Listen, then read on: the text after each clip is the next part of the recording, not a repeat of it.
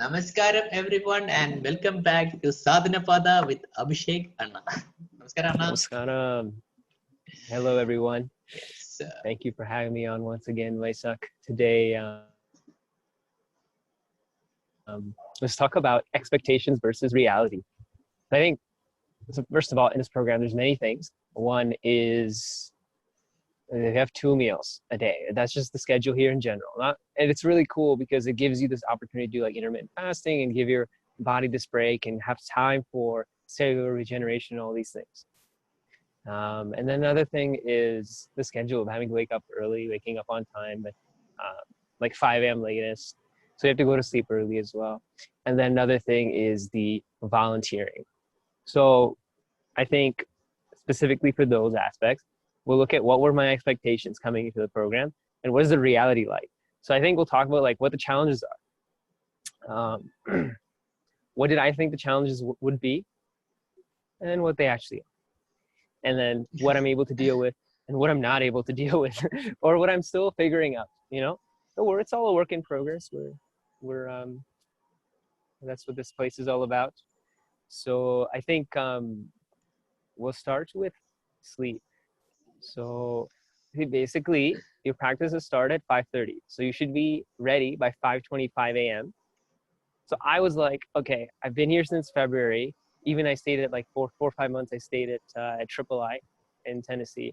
And even there, and here before, since February until this program started, I would sleep in all the time, man. I would wake up at like 6 a.m., which is not that. It's not actually sleeping. It's early in the regular society, 6 a.m. You're like, oh, you wake up at 6 a.m. But in Ashram, you're like, you woke up at only 6 a.m.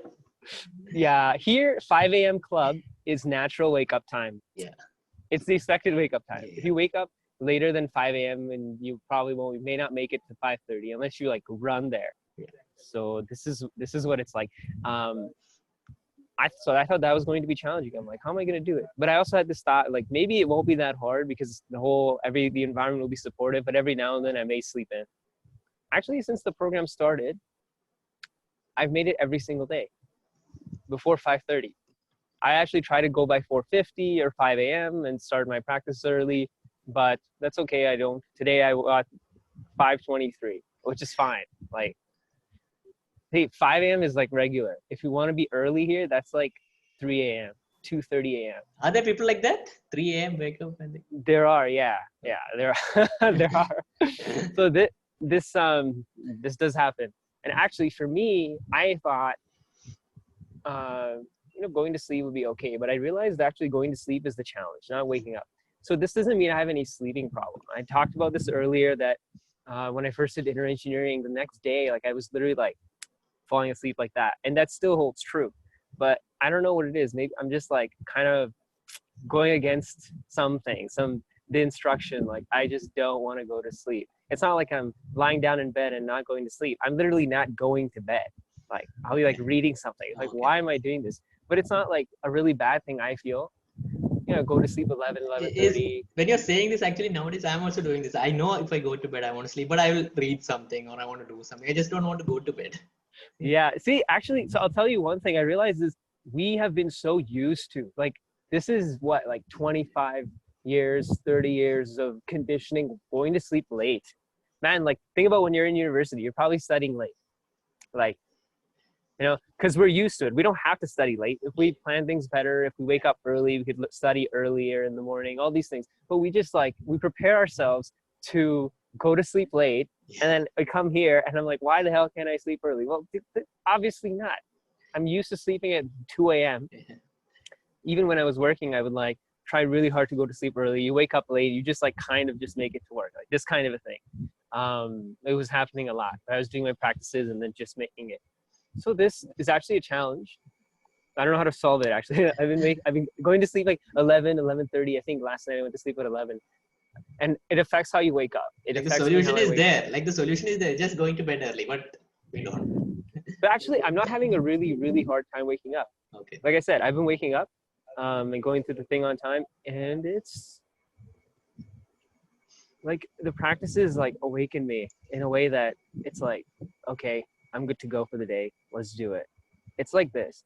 So actually, if you look at it, I've been sleeping 10:30, 11:30 at night, waking up 5 a.m. latest.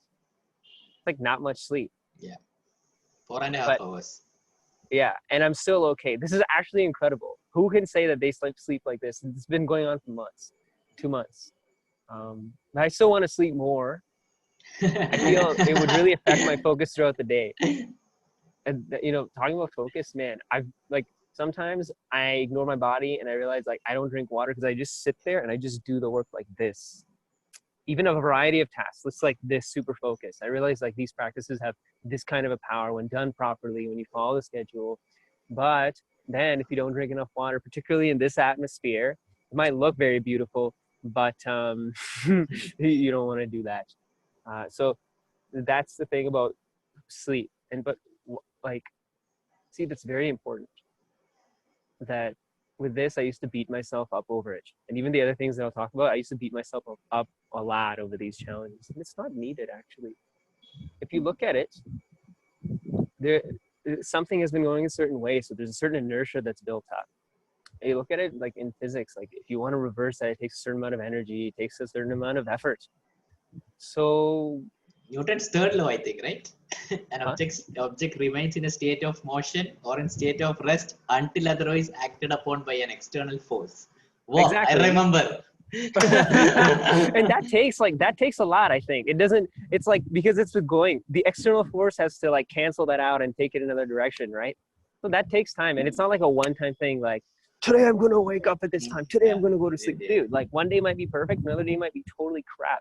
In my experience, one day will be like really high, another day will be really low, but that didn't matter. Actually, you just stick to it. This is what it's all about, and how I maintain myself internally. So we're going to get to that, about how I screwed up. And we'll get to that with volunteering. So first we'll go into food. So with food, so one thing that happens is like before I started the program, my friend Trent, he went back to the States, but he was here. Trent, shout out to you, my man. Um, super cool guy. And basically what happened is we would like get snacks in the middle of the day and stuff, which is fine, but we would get like, you know, like desserts and stuff, all these things. And I wouldn't be able to do my practices in the evening because you need to have an empty stomach to do them, right? That's how like this yoga and meditation, all these things work. So that you're alert, and so that physiologically, you know, there's nothing, no conflict happening. So basically that, and even before that, I used to get like juices and all this stuff. So I thought, okay, when Sadhanapada starts, it'll be like super easy. It wasn't super easy. Afterwards, I still like really wanted to eat a snack. Nothing wrong with eating a snack, but it's like when I am consuming this thing, I started to realize how it affects my practices, how it affects my sleep cycles, how it affects my volunteering, like the work that I'm doing, the tasks that I'm, like the way that I do my stuff. So I realized not just it's how you eat and it's what you eat. So, but, and I even like missed practices there, like in the evening. But what happened is like, then I sought guidance, and then the guidance I received was do Surya Kriya, which is a practice that I've learned, that you learn here. In general, like you can learn anywhere, wherever you are. It's an Isha classical Hatha Yoga practice. Do Surya Kriya, do Surya Kriya. I was like, okay. Anyways, I was doing it, but I would like sometimes miss it. And then I started doing it like more. In just a few days, actually, I also started doing Surya Shakti. And then just a few days, I stopped wanting to have a snack. And I think this is very powerful. So when you talk about certain practices, the Sadhgurus mentioned this, these practices bring about a certain balance in your system. So what I realized is maybe my metabolism had a certain issue, it was broken. But with these particular practices, it supported that to fix that metabolism, where I would stop getting hungry for no reason. It wasn't even like I was really hungry. Like I don't need to eat that cake. I don't need to eat that muffin. Like, That why cake, am I eating brown muffin, that brown cake, I really like that. Yeah. With the chocolate like, topping on. yeah, that's nice. But man, like, yeah, it is nice. Not that yesterday I had a banana cake and an apple cake in that order. But I felt like I needed it at that time. Like my body I was feeling like I should eat something. So I was like, okay, I wanted fruits actually, but fruits weren't available. So I was like, okay, I'll just get this thing, whatever, not a big deal. So this happened. But I think the most important thing is to get over it. I used the tools that I was given. And then that helped me fix that metabolism issue. It's not like I went and I measured like, what's the problem? No, it's not like that. I just like, let me see what I can do about it. And I took responsibility over it. I took that action and it worked out really well. So that was like in regards to food. So all these things that I thought, yeah, there's gonna be no problem. No, my expectations were one thing, my reality was totally the other. But then like another thing that I thought in terms of volunteering, which I had mentioned, right before I started Sadhanapada, my role started to change. And then it got a little more intensive and I had a broad range of activities that I had to handle and get more things done. So this is actually the most important aspect that I'm probably going to talk about right now, which is being, doing, having versus having, doing, being. Oh, can you repeat that? It's about being, doing, having, not having, doing, being. I'm still I'll confused. tell You you have to what that explain means. that. You have to still Yeah, explain. exactly. I'll tell you what that means. The whole purpose that I'm here, I forgot the purpose, man. I'm here so I can learn how better to be, so that I can learn about my mind, my body, my emotions, my energy, how to make better use of these, how to make better use of my body. And I'll tell you, explain like what my experience is around that in a little bit. But let's finish this volunteering thing, because it was like, back when I used to work on projects and stuff before I even did inner engineering, one thing that happened is that I would just like really get stuck on like the activity and like neglect myself and just be like, this is what I need to do. Like, this is what I'm supposed to get done. And then I would like start to feel like shit. And then I found like, even when I had everything, I felt nothing. Like, man, I'm starting to get everything I wanted, but why am I feeling empty inside? What, like, I'm doing things are happening. Why am I feeling this way? What's wrong with me? Or what's wrong with the situation? I don't know. But then I realized it's not the point. The point is you're seeking nothing, because then nothing is everything. So I explained to you what that means. So when you can simply be, or just sit or do any work the way it's supposed to be done without worrying about what's actually going to come out of it, that's what it's all about. But see, it's like, okay, I can hold on to it at some time when I'm doing some work. Then when it's like, okay, things are going to ramp up, I'm going to have more responsibility, I have to take ownership over different functions, all of a sudden I go back into that mode of like, oh, I got to get this done.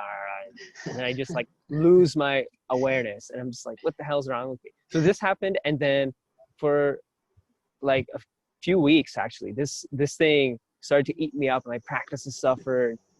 I started like kind of getting hungry again in the middle of the day.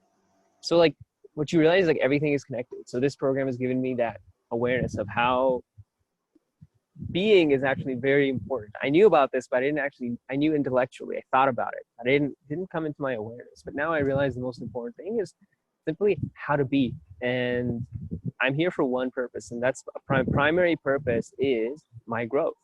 So you have to be focused on yourself, on your awareness and growing. I'll tell you one thing, it is, and analogically, I started to focus on the fruits that the tree will bear rather than nurturing the roots of the tree. And this is it. Like that's all it is. So when I started focusing on like the actions and all these things and neglected the roots, all kinds of issues propped up in my experience. And I was like, I'm not able to do my practices properly, or I would be sitting doing my practices and thoughts would be coming in. Even today, like I started thinking about like something I had to do, and this call, like, oh, what am I going to talk about? Like these kind of things. And I'm like, why is this even happening? This should not be happening. So this is a huge issue. So this isn't just about being here, but anywhere I am in the world, when I'm doing one thing, I should be fully focused on that, because that's what makes things beautiful. What makes our experience beautiful is not like, how much we're doing. It's about how focused, how involved are we? Where's our attention when we're doing something? Because when you're doing something, when you're involved with something, it doesn't have to be an action. You can be like sitting there and looking and be like super involved. Like that's very, very important. And I lost that when my activity ramped up. So I think the whole purpose of this for me here is, how can I take up ownership of more things and at the same time not lose this awareness of knowing where I am and not just like focusing on the activity. And this is huge. This is like the most important thing. Because otherwise, if you get carried away by what you're doing, then your experience of life will be so shitty. You'll walk through life totally dead. At least for me, this is how it was. I don't know about, for everyone else, but this is very, very important. This is how it should be, that we should be as aware as possible. So what did that bring me? I'm going to go into this thing. So with the mind, every moment, I'm constantly bringing it back gently, like, okay, no, it's just, I'm here. And with the body, every step I take is with so much attention and awareness. Now, this doesn't mean that I'm not able to do anything, or like I'm just like taking all my energy and walking. I'm giving all my daily attention quota is going into walking. That's not what it means. In case someone is thinking like that. But what it means is I have a certain awareness over how I am administering energy to my body and to my mind, and how I'm using it. This is my way of communicating it. This is my experience. It's just that I have a lot more awareness of this, which means I can get more done. I'm more efficient in the way I use my body, in the way that I use my mind, in the way that I conduct myself, the way that I sit. And this is huge. I'll give you one example. So here, everybody sits on the floor to eat. I'm coming from Canada.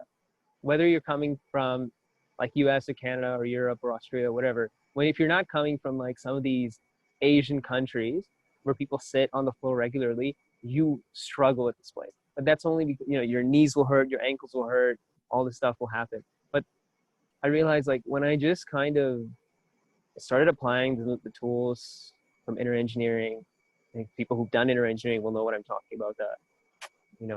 I don't want to reveal anything, but you know what I'm talking about, the IE tools. Oh my God, IE tools. Yeah. So I started applying them far more often. And then I noticed, and just the next day, there was a certain ease that started to settle into my body. And I was able to like sit more comfortably and eat. Because one of the challenges that I was facing is, and I still face this challenge, while I'm eating, let's say I'm sitting eating for like 20, 30 minutes, my mind will sometimes wander off into something, and I'll go with that thought. That shouldn't be happening. Like, I should be fully focused and involved in eating. That's the only thing. One of my goals here is that when I eat, I should be eating. Nothing else should be going on in my mind. This is not how it should be. Consider this. If I'm eating and I'm thinking about something else, and eating is one of the biggest joys that we have in our lives, where another life is becoming a part of us, we're accumulating more into our system. If you can't even if you can't enjoy every single moment of eating without your mind going off somewhere, is that normal? Like, I feel like that's not how it should be. That is absolutely not how a human being should be. It is normal now, but we should make this yours the new normal, maybe. What is normal? And another thing that's normal is when I'm sitting and eating with my legs crossed, I'm literally in pain the entire time. There's more ease now, but because I have to sit for so long, I'll be like sitting at the office like this. I'll be sitting in Dhyanalinga, the consecrated spaces. I'll be sitting for certain practices. I might be sitting for like 2 hours straight and then going to eat. But then it becomes kind of tough. Yeah. So these kinds of things happen a lot. And then you also realize, like, what is the purpose of affluence? What is the purpose of wealth if you're not even able to sit comfortably with just your body? If you're not able to eat without your mind wandering off about whatever, it's all stupid, it's all nonsense. Actually, nothing is that important. Consider this. I'm doing my practice and I have a thought. Oh my gosh, I should do this. I need to like make a note of this in my head. No, I don't. If it was really that important, I would not be doing my practice right now. I would have delayed my practice by like 20 minutes and done that thing. Otherwise, somebody will come and reach me. Somebody will come and find a way to reach me and say, hey, we just quickly need to reach you to confirm this thing. Like, whatever. You see what I mean? If it's really that important. See, I am not spinning planet Earth. Like, come on. Nobody's spinning planet Earth. Forget Earth. I was like, I had this thought. I was like, Sadhguru mentions this all the time, that even if our solar system disappears, it won't make any difference in the universe. And I thought, let me look at it from another perspective like this. what an atom is to my body is what I am to the planet. Trillions of life forms, whatever, on this planet. And I'm just one of them. I have a certain impact, certain power to be able to do things, but I am like nothing. And this is very, very, very powerful, actually. This is the way that we should be looking at things, the way that we should be living. Otherwise, you start to have all the ecological disasters that we're facing right now, where we think we're the center of the universe. We're not the center of the universe. We're not the center of the planet. Due to certain capabilities that we have the ability and the capability to do certain things. We're misusing it. It's like not needed.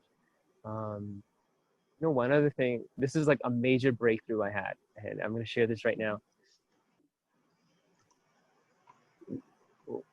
It's like every single time I bow to something, this thing happens where I get into this deep, deep sense of stillness. I'm just bowing to nothing. I can be bowing to nothing, something like a rock, to you, my friend. But I feel this deep sense of just like stillness and ease. And it's very powerful. Like, consider this. If we go out through our life and we don't feel any sense of stillness and ease on a regular basis, if not all the time, it may not be possible for us, but if we're not making the effort to feel it regularly, if we're not feeling it regularly, then it won't be very good. The experience will be really shitty, actually. And I say this because of my experience before, like 2 years ago, how I was feeling. And I was like, no, this is not right, because I found something better. And I was like, let me fix it. Let me fix the system. The most important thing is to fix the mind, body, emotions, energy, the system, this thing, with the tools that are offered. You have to look for it. You have to make an effort, though. So I was like, okay, let's do it. Yeah. Cool. I think in terms of like challenges, reality versus expectations. Before the challenges, can you talk about what's the menu in the ashram right now? Today? I don't know. I haven't eaten yet. Yesterday. Last week. Yesterday. Last week. Well, so yesterday was Ekadashi. So on Ekadashi, they have a particular kind of food. So yesterday for brunch, I had Sanjeevni kanji, which is like super delicious. It is like this, what do I call it? Not what do I call it? What do they call it? It's like a mixture of like grains and peanuts. And then I had soaked peanuts, which I put inside. Okay. And it's like a warm liquid, so you drink that. And then I had 3 bananas, and then again I had Sanjeevni again just by itself. And then and then for dinner, and then in between I had a banana cake and an apple cake, which is good. Yeah, they were both moist and nice, which is really nice. By the way, apple cake sounds weird, but it's amazing. I'll tell you what it almost looks like. It looks like a big gulab jamun with like coconut shavings, but it's like. Please put a picture on your Instagram. Nice. And then next time, please put a picture on your Instagram so that the listeners can check it out. Next time when you buy it. Okay, we can do that. We can do that. I don't think there will be a next time though. Like I'm not. Like I said, my metabolism issue. Someone might be eating. Tell him I want to take a picture. Take a picture. Let me see. Maybe I took a photo of it in the past, or maybe someone else has a photo. I only ate it yesterday. Let's make Isha recipe go viral worldwide. Isha apple cake, and you are an apple snack production. Oh, that's good. Yeah. That's good. I had apple cake yesterday, and this is apple snack productions. That's good. That's good. We can do that. It could be like maybe for this one, it won't be a photo of me. It'll be a photo of. Yes, an apple snack. Apple cake. Apple cake. Hey, what is this? People will ask you. Yeah. Don't you know? It's apple snack. Apple cake. Yes. I don't know. Whatever. Yeah. So that's it for realities versus expectations. Actually, it's not it. There's more, but I can't think of anything else. But I think we can leave it at this. Or did you have anything else? No, I'm good. I don't have any questions. Like, what about the activity? How's the activity and all going? Like activity. Yeah, I mean, the one thing is like I'm improving, and I think last time I'd spoken about various different situations that I'm in, and the kind of balance and stillness that I have, and the way that I'm able to deal with it. And actually, around that time is when this whole thing started happening, where it was like noticing like things are not as good as they can be in terms of how I am carrying myself when it comes to doing activity. When the activity ramps up, when my responsibilities increase, see, I'm able to do it. It's totally fine. That's not a problem. Other people will not notice. But in my experience, how am I feeling it? How am I experiencing it? This is the most important thing. When I talked about the roots, that's the only thing I was talking about, which is like I kind of neglected the roots, and then the fruit still came because I was just focusing on it, but it didn't feel good. So let me make one thing clear. When I say taking care of the roots, that doesn't mean there will be no fruit. If you take care of the roots properly, there will be a better fruit than you can imagine, because you don't even know what the tree is, my friend. Like, we don't know what's going to happen. But the most important aspect here is I'm sitting there, I'm moving around, I'm doing whatever activity I need to do. But internally, where's my focus? Am I using every single... So I'll tell you, the most important thing that has been to me for like a long time now, maybe for years, I want to use every single moment for growth. Every single moment of awareness for growth. I need to be aware each moment and not like lose track of what's happening in my mind. Just like, whoosh. Otherwise it's a rocket, man. I know you would make that sound. That's why I'm like... It's a rocket. Like, this thing will just go. It literally has this kind of momentum. So to bring it back, to carry the momentum in the right direction, to do this, it takes a certain, I don't want to use this word, discipline, or deliberate action, or commitment. Like, you can go on with like different words, but perseverance, whatever. But they all, and consistency. But these are all, I feel, qualities that I'm developing as well. Because consider this, never in my life did I wake up consistently and start my practices 5:30 a.m. like this. Like, never in my life. Not for hopefully 8 months during this program. Like, I think very few people have had this kind of, I don't want to use discipline or commitment or perseverance or anything. It's not like that. It's one thing. You decide to do something, so you do it. Like, this is easy. I actually thought these things would be hard. That's another expectation. I was like, oh, it's gonna be so challenging. Reality, it's pretty easy because I decided.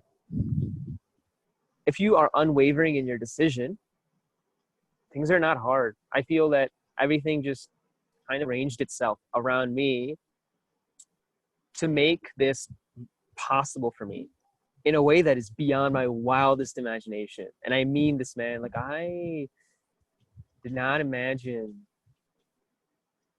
it to be this way. But my parents are like okay with me in Sadhanapada now. Before they were like completely against it. Now they're like, okay, you come back after Sadhanapada. I'm like, okay. Before they were like, no, you come back. I was like, no, it's fine. Let me do this thing. You guys relax. You are the electron that has got little more circular area now to rotate. That's good. Yeah. But see, like, that's one aspect. There's other aspects as well. It's not, that's just one minute aspect. There's many other aspects to this. But okay, one other thing. Right now, we have this whole COVID situation. For many people, it's essentially become a gap year. But look at this. I somehow predicted it without even thinking that this was going to happen, and I landed up here. Yeah. I left the job and like everything, which was a really good deal for me, and I was going to learn a lot. But I just felt like now, in my situation, in my time, to consider this. I'll tell you. I'm quite sure. Like, many people would have told you, you're leaving your job, going to the ashram. So much 1 year you will lose in your career and all that stuff. But here you are, like, anyway, people are losing their jobs, but somehow. I'm actually learning a lot in terms of how to do work. So I'll talk about two things. So one thing is the people that I'm working for. I don't want to say the people that I'm working for because I'm volunteering. But when I say the people that I'm working for, what I mean is, obviously there's somebody whom I like report to, somebody who like kind of trains me, all these things. These are the types of individuals that I thought of about whom do I want to learn from? Whom do I want to be surrounded by? And who will give me this, who will allow me to learn skills and be able to train me, be able to do certain things. So I had a list of certain things, and those things are happening. It's like communication, better communication, being able to get things done quicker in a more effective way, being able to get things done properly, all these kinds of things, beyond not creating any conflict between people, being able to manage many different projects simultaneously. All these kinds of things that I wanted are happening, where I'm learning how to do these things by doing it. And the people are supporting me because they have the skills. It's not like I'm just thrown into it. I don't know what I'm going to do. I'm gonna die doing this. It's not like that. It's not like I'm just thrown. I have the support, all the necessary support. So yes, I may have, lost that job with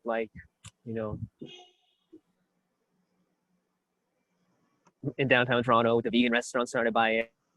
Same time, if I know what my priorities are, and I'm like very clear on it, then somehow things will arrange itself. Otherwise, something even better. This is better than what I expected, actually. Because even living there, I wouldn't have this kind of a view. And at the same time, okay,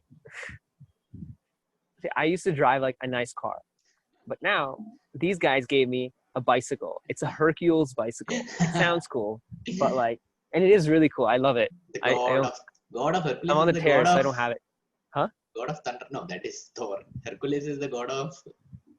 I don't know. He's like Zeus's son. Yes.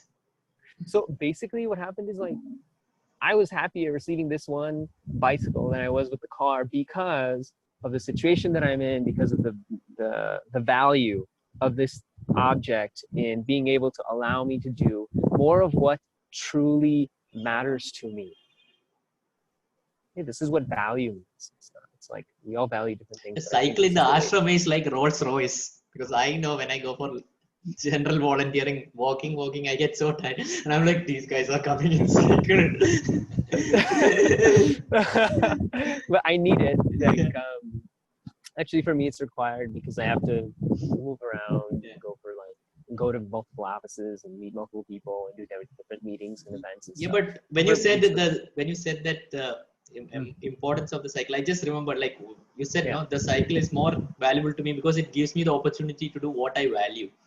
So that difference, like I could just see the difference when you said that. Like I might be riding a Rolls Royce, but if I don't like what I'm doing, then what is the use of a Rolls Royce? But the cycle allows me to do what I really, really want to do in my life, and so that gives more value to the cycle than a Rolls Royce. So and the main aspect is this. One is your value as an individual. What do you value? Which is the cycle, right? By the way, for those of you listeners that are viewing in from North America, when we say cycle, we're referring to a bicycle. In India, they call it a cycle, which is, I think, really cool because you don't actually need the bike in front of bicycle, because who the hell is going to ride a unicycle? Or a tricycle. I think cycle is a really good short form for bicycle. I would like to put it out to the presidents and the prime minister to change this in the culture. No, I'm just kidding. I'm playing with you, but it should be. I think it should be cycle. So let's go back to this thing where when we say the cycle being more valuable than the nice car, the Rolls Royce, whatever. One is personal value, another is social value. The cycle, you said, is about what do I value personally and what's it going to help me do. I have a limited amount of time. There's a beautiful quote, Sadhu's quote today. It has something to do with what does men's health to do? What I don't know how he said it, but basically it was something like, what are you going to do with immense wealth if you have limited time? Or what are you going to do with unlimited wealth if you have limited time? What does unlimited wealth mean to you? So this is actually just like this, where yes, a nice car may be socially. I'm not saying like a nice car is not good. I like my car. I love cars. Super. I do too. Yeah. I'd be down. Somebody walked up to me with a Bugatti, be like, "Yo, you want to ride this?" Yeah. Like, let's do it. Let's do it, bro. Let's drive it. Why not? Yeah. But will it? At this point in time, in my current situation, what's practical? Like, it's about practicality, man. Like right now, I'm here because this is what I want to learn. This is what I want to grow. What are my personal priorities, and what tools do I need to make that happen? So, a car will give something social. Oh, this guy likes it. Okay, so should I feel good because 10 other people feel good about that when they see it? Or nobody feels good seeing me on a cycle, or nobody like wants to talk to me like about the cycle. 50 people walk up with the Bugatti, whatever. Yeah. So am I gonna ride the Bugatti? No, like, dude, you ride the cycle. I don't even need to own the Bugatti. Actually, I still understand why we purchase cars. I'm for sure there's a much far better model out there for driving vehicles. And I know there are some companies like Cadillac doing this. Let's not get into this. Into this aspect. Yeah. We want to maintain the integrity of what we're talking about here, about personal value and social value. I'm just making things up of how to say it, but I think you guys get the point. Like, dude, coming to Sadhanapada is a personal value. Maybe in the future it will be seen as a social value. In fact, I guarantee you at a certain point in time, it will be seen as a social value when they see the results. Hey, this is one thing. I'm here taking care of the roots. So other people don't see what the roots are and they don't care. But I see that. When the fruit comes, which is what they see, they only see the surface. They don't see what's under the ground. When the fruit comes and they look at the fruit, they're like, oh, what a pretty fruit. Good job. Good job, beta. Like this. You actually worried me actually for a moment there. See, when you said Sadhanapada, I'm like worried in like 4 years or 5 years, 10 years, we might not be able to get into Sadhanapada. There might be a big queue. I'm a little worried. Like, you know, when people actually see the results, like they will actually send their kids, like, you do Sadhanapada first, then college, then do anything you want to do. There might come a time. That would be beautiful. My friend, that would be absolutely beautiful, because the number one thing we need to do at this, I was getting into this earlier, but I didn't. So I'll continue and I'll get into this now that you brought it back up. I'm 24. I'm single. My parents do not require any financial support from me. Neither does my younger brother. Other family members don't really require anything of me either. So I can look at things. So, okay, first of all, socially, things are sorted. So let's go one level deeper, to the deeper level, which is I am one life form on this planet. And I'm a human being. Okay? I'm not like a dog. Nothing wrong with being a dog, but a dog has a certain limited possibility. What's a dog going to do? It's going to live in a home. Well, some dogs are doing amazing things, but they're trained for that, right? They might have a certain willingness, whatever. I don't know how those things work, but maybe dog is a bad example. Let's use a frog. A frog is not going to do anything beyond what you know about a frog and its defined boundaries. As a human, as Sadhguru uses this thing, you're a human possibility, not a human limitation. Something like this, he says, whatever. But this is the truth. So I should, if everything around me is fine socially, then I can just look at myself and be like, okay, what do I need to do to upgrade myself? Sadhanapada is the ultimate upgradation. And if you can't do Sadhanapada, it doesn't matter, because you can follow this kind of a schedule wherever you are and do the Isha Yoga practices, which have been immensely beneficial even before I came to Sadhanapada. And that's something that you can get started with. You can learn free stuff on the Sadhguru app or whatever. So that's, I'm not trying to do like some sort of a marketing here, but no, the marketing flowed in. I like this kind of marketing, you know, where the marketing flows in with the conversation. So it's good. Yeah. But the point wasn't that. The point was simply this, that if you want to work on yourself, if you want to improve yourself, if you want to transform, you don't have to go somewhere. And the reason I brought up this whole social thing, being where everything socially is fine, is because this is not an escape. In fact, being here is harder, and we established that my situation was not something that I wanted to run away from or I needed to run away from. Socially, it was pleasant, but internally, in my personal experience, I felt there was something more. It's true for many of us.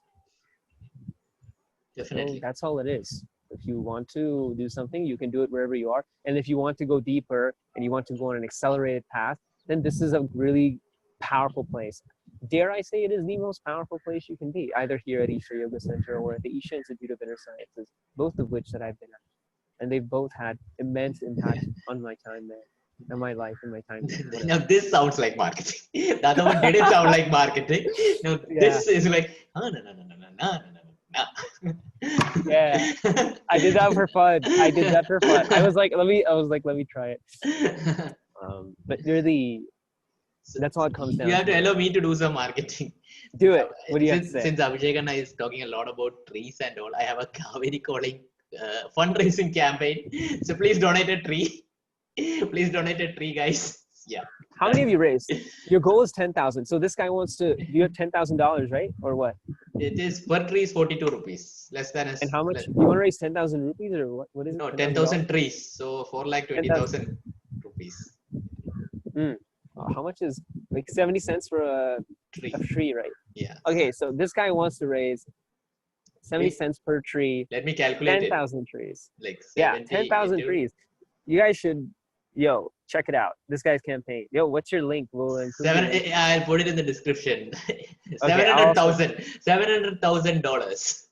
Oh, cents. 700,000 cents. Sorry. So that is $7,000. Okay, I was like, it's not 700K. Yeah, but like that's pretty awesome. You should do it. This is what this guy wants for his birthday. You see, actually, you're like, what do I value? What matters to me? Well, what matters to me is that all these things about Kaveri calling people can look up.